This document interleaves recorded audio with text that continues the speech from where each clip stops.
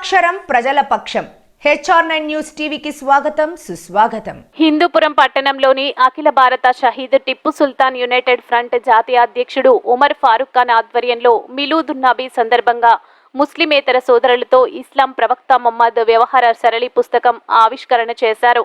ఉర్దూ మూలం మౌలానా ఖాలిద్ సైఫుల్లాహ్ రహ్మని, తెలుగు అనునాదం మహమ్మద్ అజీజుర్ రహమాన్ రచించిన ఈ పుస్తకం పునరావిష్కరణ కార్యక్రమం మైనార్టీ డెవలప్మెంట్ అధ్యక్షుడు ఉబేదుల్లా హుస్సేన్ అధ్యక్షతన ఘనంగా జరిగింది. ఈ కార్యక్రమంలో హిందూపురం పట్టణ న్యాయమూర్తి శ్రీధర్తో ఆవిష్కరించారు. అనంతరం హిందూపురం సర్కిల్ ఇన్స్పెక్టర్లు రాజా గోపాల్ నాయుడు, ఆంజనేయులు, కరీం బాషా, జనార్దన్ వారితో ఆవిష్కరించారు.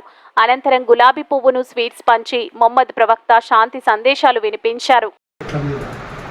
మీ ఇంటి పక్కలో మంచినీటి కాలువ ఉన్న మీరు నీటిని జాగ్రత్తగా వాడండి. చెట్ల కింద మీరు మలినం చేయకండి. ఒక మానవుణ్ణి కాపాడితే సమస్త మానవాళిని కాపాడినట్లే, ఒక మానవుని చంపితే సమస్త మానవాళిని చంపినట్లే. అలా థ్యాంక్ యూ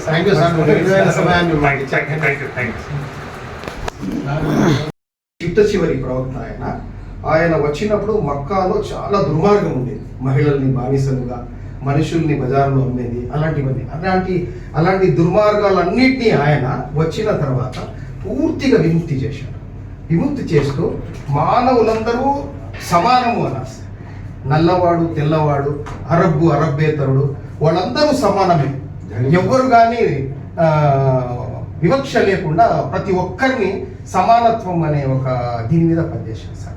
పనిచేసి ఎంతగా ఆయన యొక్క సూక్తులు ప్రపంచవ్యాప్తంగా దాదాపు 700 కోట్ల ప్రజానీకం ఉంటే 300 కోట్ల మంది ముస్లిం సామాజిక వర్గం ఇస్లాం జీవన విధానాన్ని, మహమ్మద్ ప్రవక్త వారి జీవన విధానాన్ని అనుసరిస్తుంది సార్.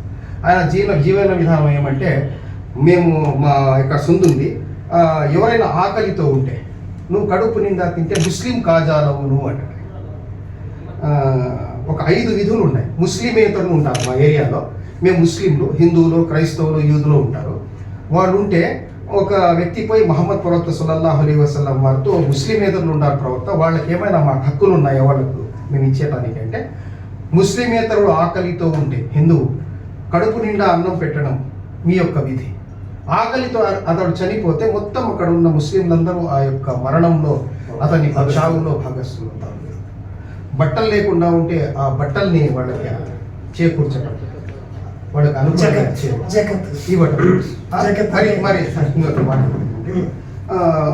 మరి మూడవది ఏం చెప్తారంటే, అతను ఏమైనా అప్పుల పాలైనప్పుడు అతన్ని యొక్క ఏదైనా అప్పులు లేకుండా అనుకూలం చేయటం.